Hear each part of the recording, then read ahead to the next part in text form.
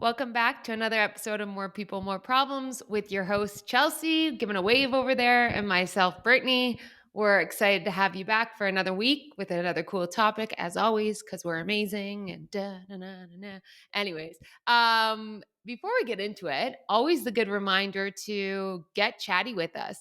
We called people out, I think, in the last episode about texting us instead of actually just commenting or going on and adding something within YouTube. We're going to push a little harder. And next week, if we don't see it, we're going to call you out Don't be specifically. No, I'm shy. just joking. Yeah, don't send us a text. We don't want your text. We want your comments and whatnot on the profile, on the Insta profile, right? 100%. We're Or going to link, actually, whatever. I really want to do an episode where we just take questions from all of our viewers. So keep an eye out for Instagram and other social media outlets where we'll collect questions. And then we're going to do kind of like a get advice from Britt and Chelsea, which will be fun. So keep an eye out for that. It's Um, exciting. fun. But Chelsea, what are we talking about today? Today's a really cool episode, and I'm maybe say this about a lot of episodes, but it's maybe just because I really enjoy the topic as well. So we're going to talk about emotional intelligence. And maybe this is new for some people. The Do you think terms it is? I feel like it's almost been talked about for so long that everyone has like a preconceived notion of like, oh, emotional intelligence. Like, I actually think we need a little revamp of it, of like, what is it truly and why is this so cool? Well, like the funny thing is, do, are the people who are talking about it the ones who are emotionally intelligent, and the ones who aren't talking about it are the non-emotionally intelligent people? Because Totally. I can't say I've had a lot of people chatting to me about emotional intelligence. I still find a lot of what is done lately is driven by cognitive abilities rather than emotions. And I actually find that, I hear people talk about emotions a lot, but then Yeah. also like, okay, it's good to share your emotions and be vulnerable. And then you hear the exact flip side of being pegged as being emotional. And Yeah. so like I find it's like some things get blurred here and there. So Well, that's the bullshit of it. Like, as we started talking about this and prepping for this episode, all I kept thinking about was in high school or even growing up, where they're like, well, there's hard skills and there's soft skills. And right away, it was pegged as like, you want to have a high IQ, which is the cognitive abilities, be able to do math, be able to solve things, problems, be smart. And then there's soft skills, and it's like, oh, yeah, well, that's a nice to have. And like, or everyone like likes to have a the more friend like that. feminine. Yeah, Yeah, the but, like, more there's no real feminine. value. Yeah, undervalued, 100%. And I think that we've been stereotyped in that way as well, that one is better than the other or one is more important than the other. And personally, I would argue that emotional intelligence is the much better predictor of performance and organizational success than IQ, the intelligence quotient. So, but let's like step back for a quick sec. No, Like, I like what? that strong opinion, though, and I go back and forth. I think ultimately it's the combination, it's the and, not the either or. I think if you had to choose one, I think in all aspects of life, emotional intelligence will drive further success than high IQ. But I think the most amazing people I've worked around or seen and done cool shit is the ones that are able to leverage both sides. So Okay. anyways, but let's go back. What is, for all the listeners, like what the heck is emotional intelligence? Like it's not just soft skills. Yeah. And like, let's forget about this whole thing of like, oh, it's being emotional. No, emotional intelligence is the ability to be aware and to manage your own emotions, to regulate your own emotions, as well as recognizing and supporting others in terms of their emotions and influencing the emotions of others. Um, so there's a couple of key components that go with emotional intelligence, like kind of to break it down and make it really, really simple. For me, and it's debatable whether it's four or whether there's six, and for the purposes of today, I'm going to go with there's four key components, which is your own self awareness. So of course, like being aware of your emotions and what's going on with you, right? Like Self-explanatory. Self-regulation, same deal, like being able to regulate, being able to manage your emotions. And we could talk about some tips and tricks for how you can potentially do that. Social awareness. So that's going to go back to that definition we just talked about, being able to recognize and understand and potentially influence the emotions of those around you. And then relationship management, which ties very closely into that element of social awareness, because But it's the depth of the relationship, the correct? depth, the trust, the Yeah. depth, right? Like, Like, how so much can you be around someone and be able to build, like, that foundational deep relationship? And yeah, like you said, the trust, like and it pulls in the other 3 things. it pulls in the other three things. So, like, for me, these would be the most, like, these would be kind of the core components Yep. of emotional intelligence. And like, I'll step back to a sec to what Britt said a minute ago, saying that balance between EQ and IQ. Um, you're right that you do need to strike a balance between the two, but I don't think as a leader, like, if we put this in a leadership perspective, leaders absolutely need to be high on their EQ. um, it's not a role where you can just be high IQ and almost nil on the EQ, because everything you do, any tasks that you do as a leader, you're going to do with people. You're going to be communicating with people. You're going to be working with them, understanding them. If you cannot do that, you will have that breakdown in communication. You'll have like communication failures all over the place. You'll have people who think you're a jerk probably too as well, Don't wanna because work for you. they don't want to work for you. You know High what, though? turnover. So, one really important thing to note is that this is all teachable. It's a skill that you can build on.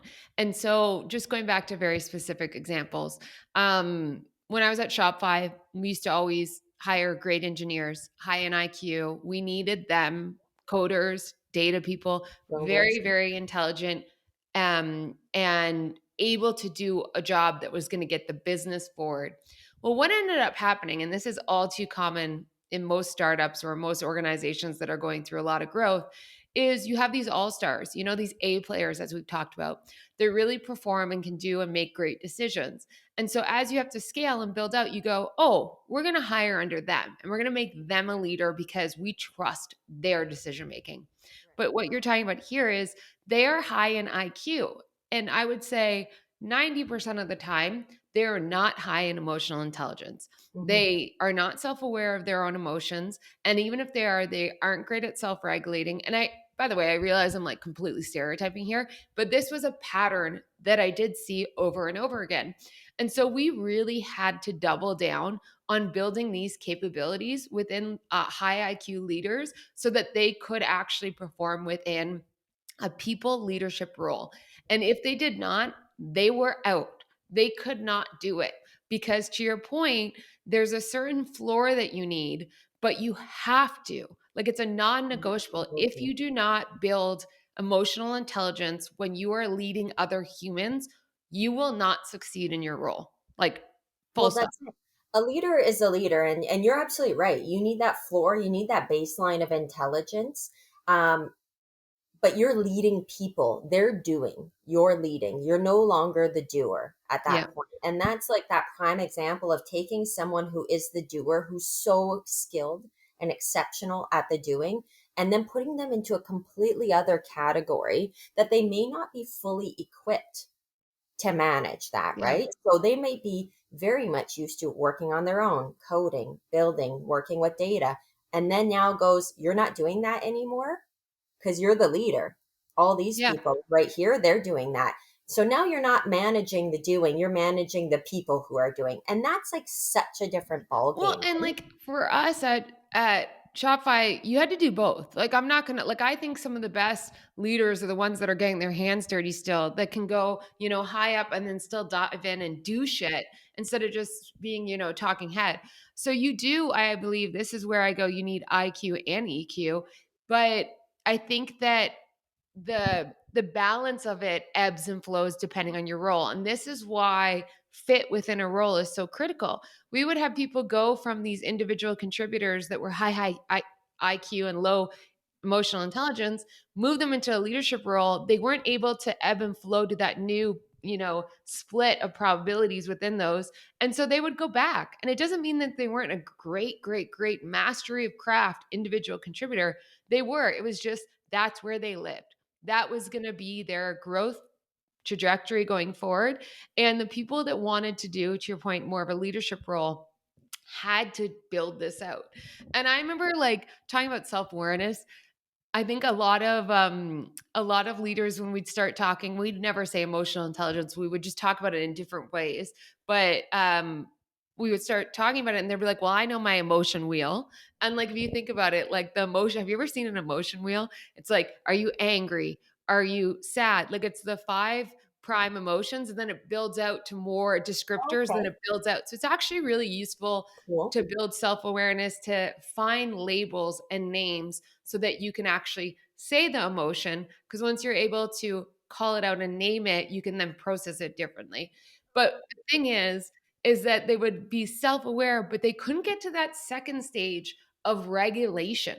And so they would be like yelling at the team because something happened, and they'd be like, well, I'm angry. And it's like, good job. Like you're angry. Like that's not emotional intelligence. It's actually all the stuff that happens afterwards that's the skill set. It's not like, oh, I can do math. It's you can do math and you can problem solve and find a solution and have a great impact because you have that skill set. It's the everything else that comes on top of it. I mean, there's some follow through that's necessary after you become aware of your emotion, like Tons. exactly the regulation. And I think that's the interesting part about, um, and people kind of stop there for a second and go, well, I'm angry, or I'm pissed off, I'm this, I'm that, I'm sad, or whatever. Okay, so thanks for starting there. This is not, there's a big difference between venting your emotions and throwing them all out there in like this intense manner that like shakes everything versus regulating versus managing your emotions. And exactly what you just said, it's and we've talked about this a lot in some of our other podcasts before on managing stress and communication. You're taking your body from engaging your sympathetic nervous system to your Yeah. parasympathetic. You're taking those emotions that you're feeling from your amygdala to your prefrontal cortex, which is the CEO of your brain. And now you're naming it. And now you're saying, okay, now what am I going to do with this right now? And how am I going to manage this in a healthy way that makes sense? So there's a big difference in going to your team and yelling at them and freaking out and like, you Can you know, give me a real time example of how that works? And you can use, parenting, something at work, something like a fight with your friends. But like, can you give me an yeah. example of where you aren't being emotional intelligent versus where you are and how people can misinterpret them? Oh, absolutely. And I actually have an example that just happened to me last week. And I was going through some stuff like at home, like stressing to get the kids ready in the morning, rush, rush, rush. I piled on way too many things in my morning. Clearly, As a mom does. as you do. And I go, no, I can get all these things done before I run out the house. The heart is palpitating, like you're freaking out. Have to rush downtown, get to my first meeting. And in the meeting, something gets brought up, really not that big of a deal. I really could have had a different kind of perspective or a different reaction to this. But I found myself kind of having a little bit of an outburst of like why something was seemed so wrong to me and why people aren't paying more attention to this or that. And you could clearly tell like I probably seemed a little bit unhinged in the moment. I didn't yell at anyone and I didn't do anything, you know, to upset anyone. But I think people could tell that I was upset because after that meeting, I got about 3 messages going, "Are you all right?" So clearly, it seemed a little bit out of character for me. Um, I was able then to rein in my emotions. I would have loved to have done it on the spot. But then, of course, I had, some approaches from colleagues and whatnot, like, is everything okay? And then I said, listen, this happened this morning. And it kind of really put me on edge. And I'm waiting for this on the other end. So I'm feeling really stressed out about this. And so when I heard this news and I heard that, we're not necessarily following something with a little bit more rigor, it did trigger me a little bit. And I like just couldn't react in a way that probably made more sense to everyone else. I reacted in a little bit of an outburst. And I'm not saying that, ugh, emotionally stupid right here, I did that. We have our, like, everyone's gonna have their moments where they might have a little bit of an outburst. There might be something that's going on. Um, in the moment when I was going through this, there was no identifying an emotion to anyone. Like, this is what I'm going through, and this is how I'm feeling right now, and I'm kind of working through it. It was full on misplacing my emotions and directing it towards something that actually, at the end of the day, didn't need that level of attention, possibly. Um, so like that would be, I don't know, maybe a bit of a long-winded example of multiple things that were playing together.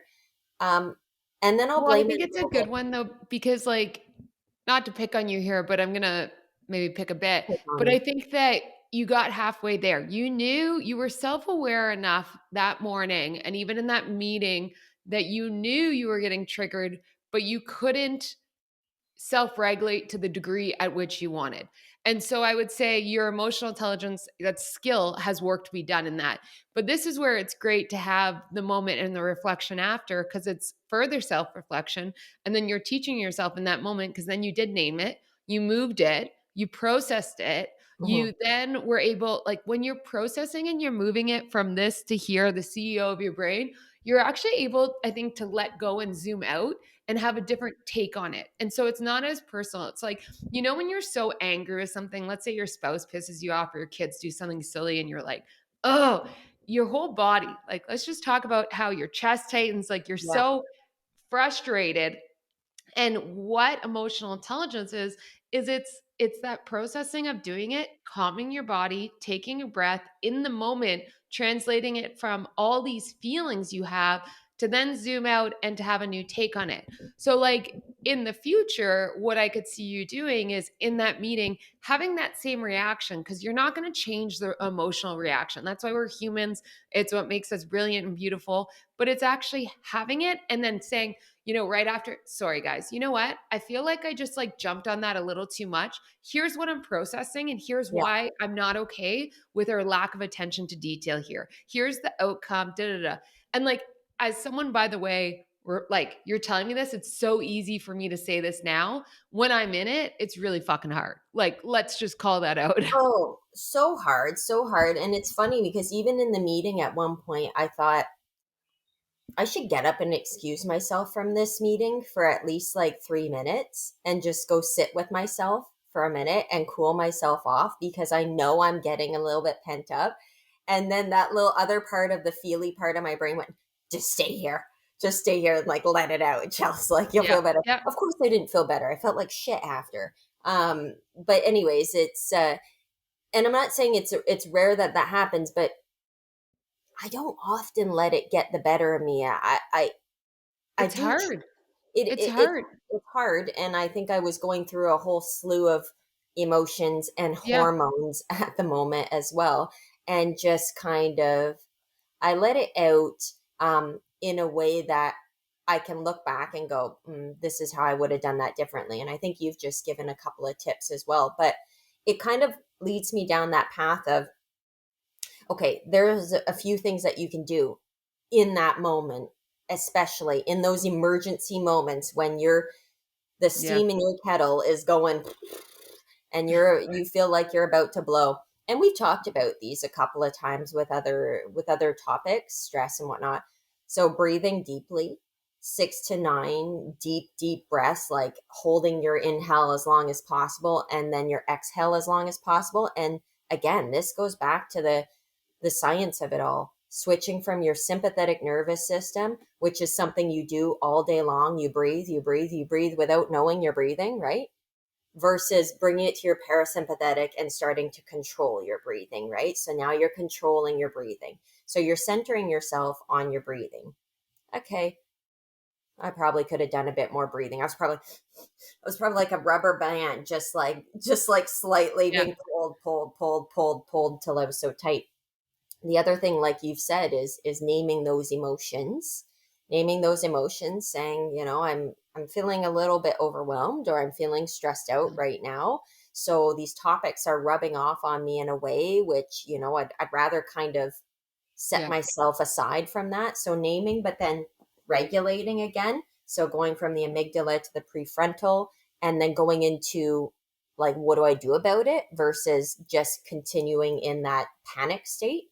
So, really important, easier Yeah, it said than makes me done. think, yeah, no, this is great. It for whatever reason, this pulls me to like it's just, I guess, a rub I have, like, as kids, and I see this with family, friends, everyone, like, we're so focused on teaching kids things that are very IQ relevant, like, let's learn how to do math, let's learn to read, which, by the way, all very important critical Yeah, of skills. course. Good stuff. But when do we actually, with kids, talk about, they have an outburst, like, what is the emotion you're feeling? Well, that's okay. And now how are you going to like process it? And what are you going to do about it? And like, yes, you can feel this, but you shouldn't act on it. Like, that's okay to feel things. But like, I just don't think that we teach children, and maybe we do. And I'm just not like, I'm not a parent, so I don't know. But like, I just think there's so much more to be done in this area Yeah. throughout life, and I think generally speaking, a lot of little girls get taught it more so versus little boys, but maybe that's an awful stereotype, and, maybe I'm really off on that, maybe that's evolved and changed, but I think there's so much more that could be done. I mean, this is a tangent, I'm just No, no, I think that this is a really good point, actually. And I think maybe when you and I went to school in the earlier years and then finishing off high school or going into post secondary, you're right. I don't think there was this much of a focus on emotional intelligence, regulating your emotions, managing your emotions, and doing that. I will say, I do think that, I mean, at least speaking as a mother and my kids being in elementary school, I yeah. do actually think there's a lot more of a lean towards that Oh, I love nowadays that, as good. well. And I think we saw a lot of that come out in the pandemic as well, which is really Yeah, interesting because there were so many emotions that had to be dealt with. yeah, And maybe at first we didn't give our kids enough credit or we didn't give ourselves enough credit or enough space to feel and to understand what was going on or to be afraid or to be worried about certain things. But I really think that that pandemic has also brought that to the forefront to encourage your children to express what they were feeling, why they were feeling that way, and then to have more discussions about it. yeah, And then in some cases it may have amplified things for yeah, folks as well. But I do think that the curriculum lends a bit more because when I hear about my youngest obviously going to school and they say they have issues, they have an outburst or they're overexcited, they go over to the calming corner and then they are encouraged to go breathe and to go have some mindfulness about their actions that they just took and what could they do better next time. And I'm not saying that's not been a thing that's been done for well, I mean, we bazillions of never years. had that as kids, let's be honest. It was like, "Shut up and sit down." Like, it that just wasn't, so I love to hear it, and it's funny because I think a lot of times people can hear that there's these new things in school, and they're like, "What the fuck is that?" But when you actually understand the science behind it and the true skill that can come from it, it's critical to learn that at a young age, and it makes me realize, like, I think I do have a high emotional intelligence. I think I'm way higher on the emotional intelligence side than the IQ side. I can, learn something. I have an IQ, but it's the emotional intelligence and when I've mastered that, well, I'm working on it, but like when I've really had moments that have really excelled, it's because of really hard times in my life where I have been the person to self regulate others and self during high emotional experiences to Mhm. get them through things. And it's taught me a lot, but it was a really tough training ground, if you will. And Oh, so, like, I just hope that people get to learn it in a healthier way. Because I think it is so critical, and like the truth is, people don't go there because it's hard. Like, it's Hard easier to be conversation. like 1 plus 1 equals 2. Now let's, like, figure out the IQ side. Like, yeah, it's still hard, but emotions, they're unpredictable. They're all over the place. I think people just avoid them at all costs because and they, like, talk down about emotional intelligence because it's so fucking hard that they don't wanna deal Super with hard. it. It's like, I mean, we talk about performance discussions or about having difficult conversations. A sign of emotional intelligence is the ability to address and to, Yeah, initiate those types of conversations with people as well, because it is yeah, super difficult. And exactly what you said, it's unpredictable. There's no just like 1 plus 1 equals 2. We know the answer. There's no debating yeah. that unless you ask my kids in case they'll say 1 plus 1 equals 11 because they think, you know, that's hilarious. Obviously, I get that one all the time. But but anyways, there's no set answer to it, right? Yeah, And you're going to deal with a charged situation. So a part of that emotional intelligence is being able to deal with those types of situations, and that's a massive key to being a leader, and that's a massive key to organizational success because you're not just going to have a yeah, million doers in your organization just working in solo doing their own yeah, thing. Eventually they're going to have to work together for something, surely, as yeah, team members potentially. But you're going to have, exactly like you said, when you scale, you're going to have multiple layers of management, multiple layers of leaders, and they need to be able to manage the folks in your organization. And speaking of that, we talk about you're developing emotional intelligence. yeah, You can develop emotional intelligence and you can develop it over your lifetime. It's not a spray and pray technique where you get a consultant in 2 hours, or say for example you're going to watch this podcast and be like, "Pah, emotionally intelligent now." Like 40 minutes with Chelsea and Britt, obviously fully emotionally intelligent. No, it doesn't work that way. I wish It, it did. it, Just like I it, wish all of a sudden I could have a really high IQ. Anyways, remind me it, later in wine time to talk to you about these New York Times games. It's hitting Okay. my ego. Oh, I like those. Okay. Yeah. Okay. Big plug for that. But and I would.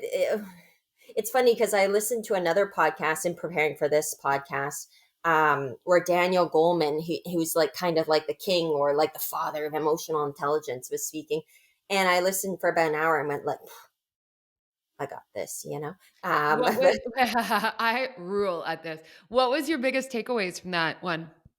Well, it was for me, a lot of it was the IQ versus the EQ.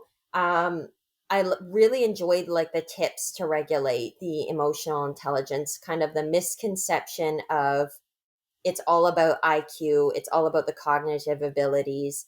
And just like we said, in terms of the undervaluing of the emotional intelligence side, the emotional quotient, which is like the glue that holds organizations together. And I think Yeah. it was all just like really resonating with me in terms of like what it is, why you need it, um What how was the we biggest, like, strong opinion you have? Like, you're talking about, yeah, like, what you're like, it's very like, "Oh, yeah, of course it's good." But, like, what did you walk like, what's the biggest strong opinion you have at this point about emotional intelligence? well, I would say that you need to be hiring. Of course, you need to hire people with IQ, but you also need to hire people with enough emotional intelligence as well. So there needs to be a blend there, whatever you see just on paper. Because for me, like if you go back and look at recruitment agencies for executives, for example, and see like, okay, of all those hires that were done through a recruitment agency, let's look at the fires, like let's look Yeah. at who didn't work out, and then let's like take a look at why. It's never going to be because they made some sort of mistake on their Well, it is. professional We've capability. let a lot of people go because they couldn't make proper decisions that I would say are more relative to IQ. Like, we have, but I think that the biggest train wrecks, let's say, it's emotional intelligence. It's like, "Holy shit, did that actually happen?" Or, like, they weren't, driven and determined enough. And, like, It's to me, that's back to emotional intelligence. Like, there's a lot of things. it's often people who are having outbursts. It's often people who, I mean, and sometimes there's some values and ethics issues like weaved into that too, which gets complicated and sticky. But it's often people whom are hated by their employees, nobody wants to work with them. Nobody wants to work for them because Yeah. they are having outbursts, because they are not in tune with themselves to obviously manage themselves. But then they also don't seem like they give a shit about the people that are working with and Because guess around what? them They as might well. not. They Like, that's the might not. reality. They might Actually not. might not. They actually Yeah. might not. So I think that for me, like there's been a trend over the last 10 to 20 years of we've been hiring leaders solely based on IQ, solely based on what you see on that piece of paper, on that resume, and go like Yeah. that's the person. They're amazing, obviously. And then you get them in and they're all in there now. And we all have or have had bosses where we go, how did this person make it through? You know what I Yeah. mean? And I'm not trying Yeah. to be ageist. I'm not trying in any way to be ageist, but I think today's hiring um, has a little bit more of a pulse on it's not just the IQ, it's also how it's the interpersonal. It's So you wanna also hear a how you funny deal. story that highlights exactly this, that I realized in, I don't know, at some point during my career, but so at Shopify, we did something called the life story. And within the life story, what we firmly believed, as I talked about on here before, is that in all areas of life, not just in your professional world, you will build skills and competencies that we want to know about because we know that they are transferable into the workplace. And so it doesn't just have to be when I was working in this job, this happened, and then this is how it was. It could be growing up. I decided to enter, a go karting competition. And it was one of the biggest learnings of my life because I failed and I kept going and I injured and da da. Da. And you learn so much about an individual. What we did during those interviews, they were really like the culture interview, if you will. And what we were teasing out was our belief of whether or not someone would be successful in Shopify's culture and environment. And the things that we were looking for were self awareness, Hmm. for self-awareness of themselves, sorry, like compassion of others, drive and determination. As we went through the list, I'm like, so much of this was us teasing out emotional intelligence without realizing it. Like it's not verbatim, but 90% of it is that. And I remember realizing that at some point and laughing because I was like, I think we were so allergic to some of these, textbook terms because it was like, well, do we really need that? So we try and reinvent everything. But what we ended up doing was reinventing some of these like four key components, some of the six actually, and looking for it. And the people that didn't make it, we believe they wouldn't be successful, which by the way, guess what? They probably wouldn't be because they weren't able to, you know, realize what got them there. How did they do it? Have no ego, figure out how to influence others, help support others, regulate and help regulate others. It's it's so much more than just the IQ. And I don't want to throw out the IQ completely because I think having abilities and cognitive abilities is critical. I don't think you would even be let in the door if you couldn't make decisions or be able to do a job and a task that is required. So I think that is foundational. But I think that the build with that is there's a foundational emotional intelligence as well. And we don't talk about it enough. We mask it in all these other terms. We do weird roundabout ways because, once again, they're soft and not important. To me, that's my strongest opinion, which Yeah. is that is complete fucking bullshit. You need both. Figure out what your foundational element of IQ is, emotional intelligence is, and then build upon that and then go deep within what is the role and where do you need it. If it is someone that is like a data researcher that is going to do 99% of their job on their own, I don't care as much about emotional intelligence because they're not interacting with Yeah. others. And generally speaking, I don't know, maybe we should research this. I don't know if you're going to be 100% on both. I think you're always going to be on a spectrum Oh and no. sway to one side. And so Absolutely. figure out what matters. But to your point, if you're going to be dealing with people, you better have a high emotional intelligence. Absolutely. Understand the role you're hiring for, what Yeah. you need from that role, and then fit the right individual into that role, right?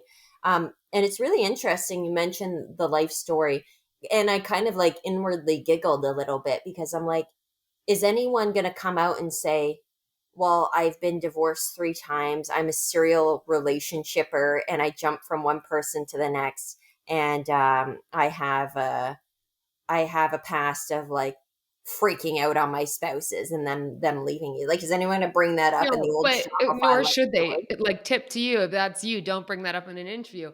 But You but can't I you can't actually gauge that in the life story, right? And like, no one's no, going to but bring it that comes out. forward. Like, let's actually go into it though. Like, so you're not going to go in and be like, "Yeah, I've been divorced 5 times and I can't hold a relationship." But when you ask like, okay, a simple question we'd always ask like, "Tell us something you're really proud about in your life and how you got there." Because through that story, you're going to find out whether or not like how how did that journey begin? So let's talk about this like top card experience. Let's say you get like someone's like, my biggest learning in life and what I'm so proud of is I won first place when I was 15 years old for a top carding competition. And it's like, wow, that's so random and cool. Tell me more. And it's like, well, I knew I wanted to do it. So I decided and I told my dad and mom, like, I'm gonna do this. And they were like, well, Britt, you gotta figure out how you're gonna raise money, how you're gonna do it on your own. So I started to do a lemonade stand. Like this is complete bullshit, by the way. But it's like, okay, so how did they then drive towards themselves? How did they include others? How did they raise the money? Were they determined? How did they, when they got, because there's always in a good success story, when you're proud, there's always moments of inflection. How did they deal with the conflict? How did they deal with the failure? Did they, leave it completely and run away? Were they like, oh, I had to have a hard conversation and I didn't? So you're going to tease out things like that. There's actually really important moments in any story that you will understand whether or not they're good at communicating, whether or not they're good at realizing self-awareness of their role in the bigger picture, how they then influence others to get what they wanted completed. Did they like were they able to influence their parents or did they have to go on it alone and how did that happen? Like there's so many tells that I think then when you know what you're looking for and you have a conversation, if someone is getting divorced 5 times and yelling at their spouse and not being able to communicate, that's going to show up in every aspect of their life. Right. They're not going to con you into thinking that they can all of a sudden be a master communicator in the Yeah. workplace. So you're going to see it. And for example, people can fake IQ in a lot of different ways, but I just don't think you can fake EQ. It comes off Yes, super unless you're like a inauthentic. sociopath. Uh, yeah, you're right. Maybe sociopaths can do it. And I would also debate that even sociopaths can display a certain level of emotional intelligence in some components, and in others, it's obviously very much lacking. You gotta watch. So, Armchair Expert just had on, I'm gonna add it to the comments of this because I'm gonna forget, but she's a sociopath and she is a psychologist and she just wrote a book on what it's like to be a sociopath, demystifying all these negatives. But she talks about how she does build some of these skills, but how the process to get there is so vastly unique compared to someone that doesn't have sociopathic tendencies. And Okay. it was so interesting to listen to. And it just highlights to your point, you can be like growth mindset. You can build the shit. You have to just work on it. You have to research it. Just like, if you want to get really good at coding, you're not going to just expect yourself one day to be able to get up and like write code and build the best product. No, you have to work at it. You have to put effort into it and you have to see value in developing the skill.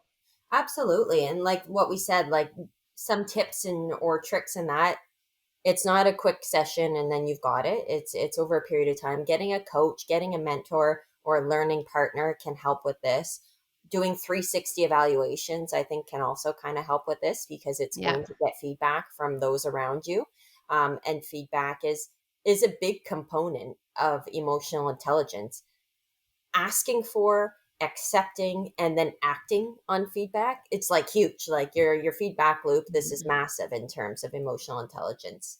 um Also, like taking every natural opportunity to practice and to practice, I don't know, like the components of emotional intelligence, right? Like wanting to do it. Like, do you give a shit about being better or being more emotionally intelligent? Do you care? If you care, you've taken the first step because you're actually going to move forward. If you don't care, and people, and I've met Mhm. many leaders who are like, I'm not going to change. I'm retiring in 3 years. I'm not learning Yeah, anything there's new. no No, value in this. It I'm doesn't quit. fucking matter. Okay, by then, I don't really think it's worth for us to spend our time on you because you haven't even taken the first step to acknowledge that it's something that needs to be worked on. So forget it. Like, Yeah. luckily, I if think you're at Shopify, show them the door. GOC, Government of Canada.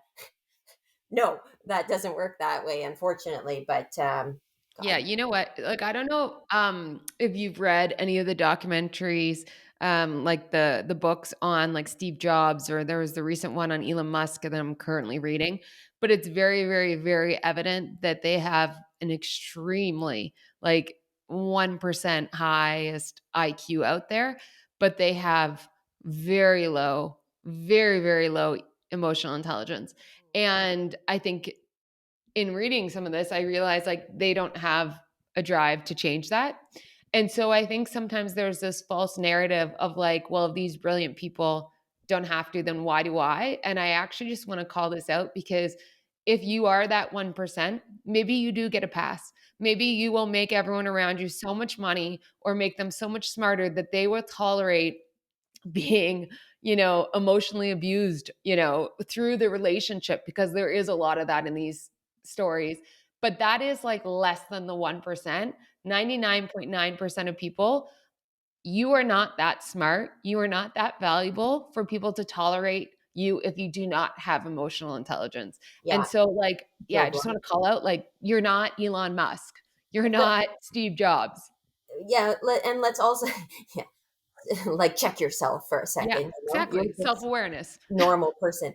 But that also, let's like step back for a second. They're also hiring people who fill certain needs or fill certain gaps as well, where they maybe are not as strong. And like we do this in our organizations. I've had people say it to me. I hired you specifically because you are high on your emotional intelligence and you're good with the people and I'm good at these things. Yep. Well, let me tell you, I still had to deal with that person. And that was a really difficult and painful working relationship to manage. And eventually it led to me leaving because I was not willing to work with someone who was so low on their EQ, so defensive, so prone to emotional outbursts, Yeah. so like sociopathic in some ways that I just couldn't deal with it anymore. I'm like, well, I got hired to deal with the people under, but I still have to deal with you, and I can barely like put my pants on, each day and come to work because I can't deal with that. Well, and I think the other thing too is sometimes when you're really high in IQ and low in EQ or EI, you hire people that are the same as you because you think it'll be easier. And in some ways, it might, because you all avoid hard conversations. You all avoid, working through conflict. But guess what? Like, that avoidance is actually the loss of opportunity. Like, if you actually were to do it, you would. I would strongly believe you'd be getting shit done 10 times faster, that you would be more aligned, that you would have a better product even than what you do, and things would be better. And so I think it's a false sense of, oh, well, it's just easier because we're the same, when you're actually losing opportunity to be even better. So that's one thought. And then the second thought I have, just to like close out, because I know we're around 43 minutes, Cool. is I feel like we've scared the shit out of people of like, you need emotional intelligence. Can we maybe wrap up once again with what can you do to build it? Like, if you're unsure if you even have it, I would like, what do you do? You know what I mean? Like, how do you even measure your emotional intelligence? Is there a quiz? Is there a survey? Like, there's an IQ test. Like, how do you start? Yeah, I think that there's a lot of options, and there are ones that obviously help you measure EQ, and then there's ones that help you kind of build out your EQ. And one of the builds I would say is this personal sustainability index, and I was listening to it from David Goleman, and it's where you kind of look at how many things are in your life that are causing you stress versus how many things are balancing that stress, the good things that you do, and then seeing like where's the balance between the two, and ensuring that you have enough on the positive side that outweighs the negative side and then helps you to regulate in those moments of high stress. And Britt, I know you had mentioned that you have a couple of options that actually measure emotional intelligence, but I'll plug one other thing really quickly. Is really easy way to do this is to talk to people whom you know, whom you trust will give you honest feedback, and ask them what they think. Like, do they feel like you're actually, an empathetic person? Do they think that you tend towards having emotional outbursts? Do they think that you care about other people's emotions and how to support them? And get some like honest advice from people around you in like a personal and even a work setting. Having those feedback loops, I think, are really important because that can set you on your journey of growing and developing and, growth mindset. Go and tackle, go and learn more, build out your toolkit a little bit. Yeah. And I think what you're saying, like what I would ask someone is in really high emotional states, do I react in a positive way or a negative way? Like, am I getting shit done or am I retracting from the situation? Because I think that people that are striving to be stronger in emotional intelligence, it's kind of those bigger moments that can highlight whether or not you're able to be self aware, to process, to regulate, and then to actually influence the group to move forward through tough situations. So I love that. The other one to measure emotional intelligence, and I think this is more so in an organization, but going back to Daniel Goleman, he's worked with Richard Bayatizis. He's a professor of Weatherhead School of Business at Case Western Reserve University, and with the research at the McClellan Institute and what was formerly the Hay Group in Boston, now part of Corn Ferry. This is all the different specifics. They've built out the emotional and social competency inventory, ESCI. And what it is like really doing is measuring that emotional intelligence within the organization, within leadership roles. But there is a few different ones you could go through and try out. Emotional quotient test, which is more individual. And so there's ways that you can measure just like an IQ and get kind of a baseline of where you're at, where your organization is at, and then what you need to build. I do think that demystifying the word emotion to something more positive. It's not just in those like, really negative times. It can also be in a positive moment where everyone's really excited, but can still like, how do you rally that emotion? How do you utilize that to drive forward for the next 6 months and get something done? So I think there's positive, there's so much good around it. And I just think it's really important to build. Absolutely. And just remember, like as a leader, you set the tone for your Yeah. organization. So what you portray like comes out in your pores. It comes out like it has to be authentic.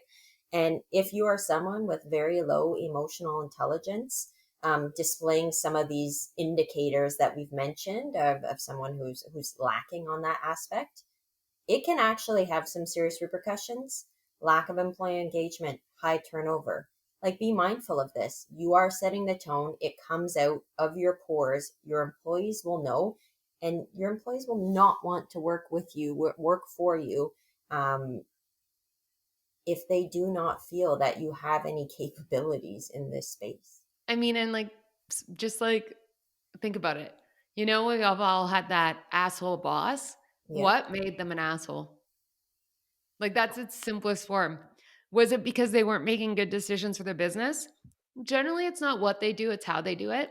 That's emotional intelligence. How is important. Okay, I Yeah. love it. Should we go to how we drink a glass of wine? Let's do it. Okay, be right back. Be right back. A cheers. Cheers. What you drinking over there? Well, I have a white wine, and it's funny how easily you go from drinking just like a coffee, and then you're like, okay, here we go. Just straight into the wine.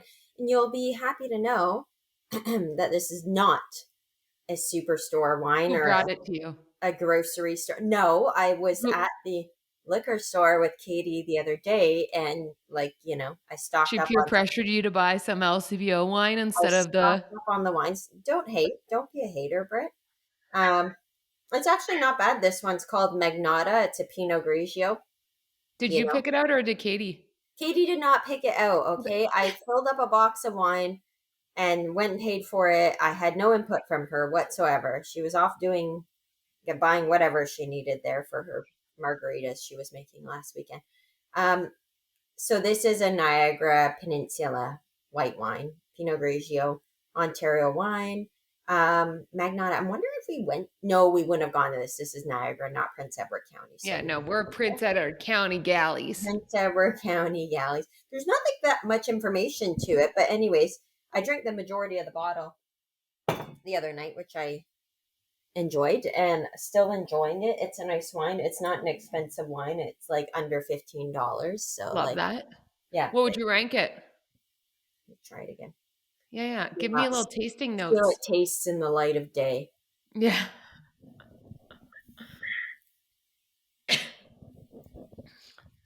It's not bad. I mean, that's what you want to hear about all your wines. It's not bad. I like, listen, I mean, I give them all rankings, but I can't say I'm any sort of person who has a freaking clue. We need to bring This could Shannon be, back. this could be 7.5 to me right now at 6 p.m. tonight when I'm cooking dinner. Might be an 8.5. I don't know. Like, I just don't even know. I know that I am enjoying it. I know Yeah. that I don't enjoy Chardonnays anymore. I know it's not like, I'm not a Chardonnay fan, a huge one. I'm really getting into Salsaire. what is this? What is this? Is this a red or It's a what? white. Salsaire.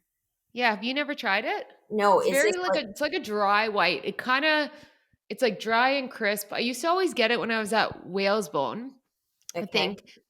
It goes really well with like fish and light food. I just really enjoy it. When you come out and visit me, which is in a week, I'll buy some. okay, a little Salsaire. So is this like Mhm. a type or Yeah, like it's a like a location? varietal, just like Pinot. Okay, okay, interesting. So I'll Let have to me look into that Google Sancerre. Let's see. Sancerre wine definition. Oh, meaning. Let's see. meaning. What type of wine is a Sancerre? So it's a dry white wine produced from Sauvignon Blanc. That's why I like it. Of course, Duh. of course. This the Okay. old Sav Blanc. Yeah, got it. There we go. Okay, that's why I like it. Well, you're gonna drink it too. Yeah. Well, happy to drink it then. That's At least fine. I have a type. As long as it's not a Chardonnay. Exactly. I'm okay with. Okay. So that's with the wine. You keep sipping that. Let's go back to the New York Times games. Oh yeah, tell Have me you about played those. it? There's Well, so many.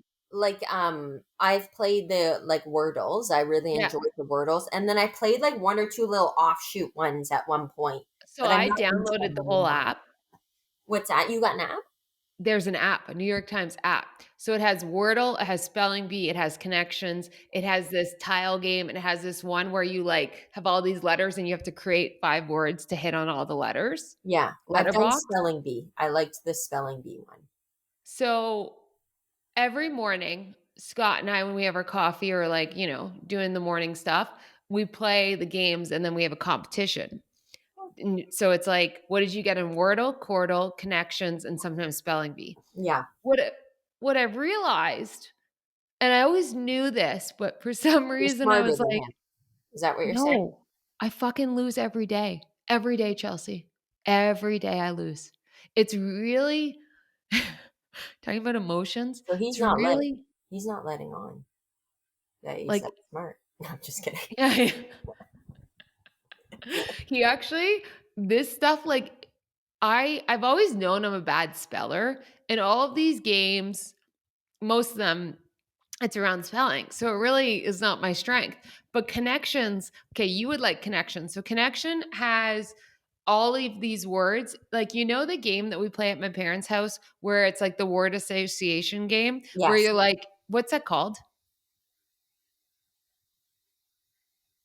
We play it Well, all the time. Anyways, we do like the after dark version, which is oh, hilarious. is it like Cards Against Humanity? No, No. no, it's the one where we're like, outdoors for 4, and then you have to Oh pick yeah. the words. Yeah, I know what you're talking about. Can't remember the name of the game though. Yeah, anyways, Connections is like that. It Okay. has 12, or sorry, it has 16 words. So it's like four Yeah. for 4, and they're all random, and you have to find the word association. So you click 4 because there's 4 different categories, and you have to figure out what it would be. So it could be like, I don't know, I'm going to be bad at even saying this, but it was 4 words that relate, and then the category might be like Mother's Day, Okay. or like the other day it was like Yeah. soda, med, and two other words, and it was like something that ends with or starts with club. So it's like Club Med, Club Soda, all these Oh, words, cool. and you have to think of Fun. that. Yeah. It's fun, but that's another one I fail every day. Oh, And this has been going on for about 2 months now. And at first I had like determination and grit and I would make a win every once in like, if I'm being honest, like 2, 3 weeks. And I'd be like, yeah, I'm going to get it. And now I just think I'm going to give up. that's sad. Well, like, what is it revealed about yourself apart from you just someone who gives up? No, That I'm not smart. This is why I was thinking about it today. why? I was like, Yeah. IQ versus EQ. I think I've had so much determination, but I'm like, this is not my strength. It's So, like, so what it just says is like, so you've got your baseline. You're not going above your baseline in IQ right now, but you've got a lot of EQ. So yeah, I that's guess so. I so don't know. It's just relentless. I want you to it's play. I good. want someone else to be shitty with me. And then the worst part is I think you're going to be really good. So then I'm like, who can I, Back. Yeah, who you can you know? back against? It Yeah, can't be Katie. Katie be good at this stuff. I'm no, actually quite decent at the Wordle, I and I know. was always beating Gary at it. So, but I haven't gone into some of those games. But Gary's actually really good too. Who could Okay, you so it's go just me against? that sucks. You're just making me feel worse now. No, no, I'm not. I'm just like it's also like who do you call out being like, well, I think you're the dumb one. So you go up against them. Like, I know. I know. Anyways, we don't damn have it. to talk about it for the whole time. I just, for any of you guys playing the New York Times games, if you suck at it, just reach out. Reach out to a girl to make her feel better, or just feel like I'm not alone. I- Listen, you're not alone. I also don't think I'm great at it. I don't think I'm shit at it. I'm surprised to hear you're not winning more than what's the case. I think your confidence is low right now in this. I think we need to build your confidence. And like we've just said, I mean, you can learn and get better too. I'm Like trying. It's really maybe hard. maybe you'll have a better streak soon. But anyways, that's sad. Yeah. Don't give up. Um, you're still very emotionally Self-regulate. intelligent, and that's Yeah, I got really that all that going. matters. What do you have going on this weekend?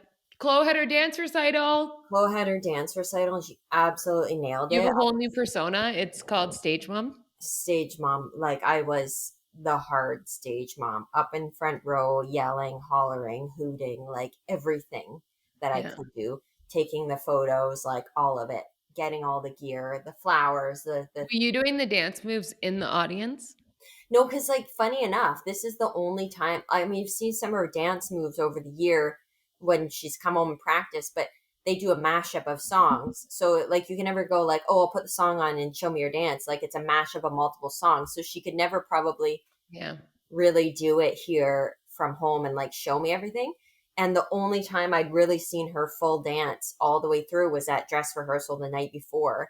And I realized my baby was up at the front for a lot of the dance. And then she was like up at the apex, like closing out the dance, which made me very, very proud. And to see her dance and to see her just like have the And her most fun, confidence. Yeah. like full of confidence. And like, I mean, for all of those kids that went up, like there was like, it was a whole production at the recital for all of them to go up and have the confidence to go up in front of a crowd that large and just put themselves out there, like kudos, because Yeah. I'd have been like freezer burnt or something up on stage. Like, there's no way I would, like, I couldn't think of a worse thing. Like, as much as I'm like a pretty social person and fairly That outgoing, really that would scare you that much? I honestly could not think of a worse thing than performing something Oh, see, on because a I grew up stage. doing it so much, like, I did all the dance until whatever age, and so, like, I could do that like, if we prepared something for the weekend, I'd rather do that than many other things. I like, Like karaoke, worst nightmare. oh my God. Yeah, no, I couldn't do that either. But I think for me, whenever it lends to anything that's like kind of artistic or creative, that side of the brain, for me, it's like cringe and super scary because it's not, I don't have a strength in those areas. If it was like public speaking, that really Then you'd be doesn't fine. bother me. Hosting things like speaking at conferences and stuff like it doesn't bother me a whole lot. I don't get nervous at all because I feel confident in that. But like, And This maybe all reminds me these of last time you visited me and I taught you the line dancing at home before we went out to the line dancing bar, and then I taught you the wrong one and you got so annoyed with me and I was like, "Oops." I like to prepare for these things, and it's hard. But it's Uh, because I have no natural that's rhythm, like You zero do, that's a natural rhythm. lie. It's a hard no. And like when I look at Chloe and she was doing her dancing, like we were all commenting, like, where does she get her rhythm from? And I'm like, it's not Is from Gary a anyone in secret the dancer and shaker and I mean, he's got some rhythm. You won't see him bust it out too often, but like I'm like, I don't know where she got that from. She Yeah, feels the music. She looks like she's enjoying herself. She yeah. hits her moves, and I'm just like in awe of her. It was a very, very proud Well, go dance Chloe, mom that's amazing. day. And of course, you guys know because I sent you guys all of the footage because I was just like literally on the way home from the recital, going, everyone needs to see this. It was so good. Yeah, So good. We're all proud of her. She's amazing. I'm yeah. excited for her to do more next year and Oh my just god, it's gonna be continue great. to Dance kill it. mom styles. Exactly. And then yeah, next week I'm coming to visit you I and know! my I'm girl so Priya. excited. So in LA. So I just like couldn't think of a better kind of official kickoff to spring summer for me. Yeah. It's gonna be amazing. I'm psyched. Yeah, me too. I was with Scott out for dinner last night and we were talking because we're here for another, I guess, 2.5 weeks. Or so, maybe 3 weeks, anyways, and he's like, "What are you most excited for?" And I was like, "For Chelsea and fam to come up." Like, there's things I wanna do, but I'm like, "I'm so excited to just have you guys here, Yeah, to see everything, to hang out, to have fun." It's gonna be like, for us, it's such, like, a nice close to the season here and then, like, yeah. coming back to Ottawa, so Oh, I'm even more excited. I can't wait. Legit can't wait. So yeah, and then we'll do some recording while we're together. And Yeah. then we have the whole summer.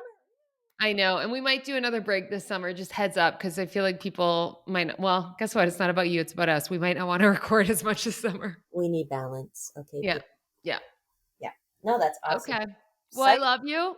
Um, have fun and see you soon. And see you soon. And thanks everyone for listening.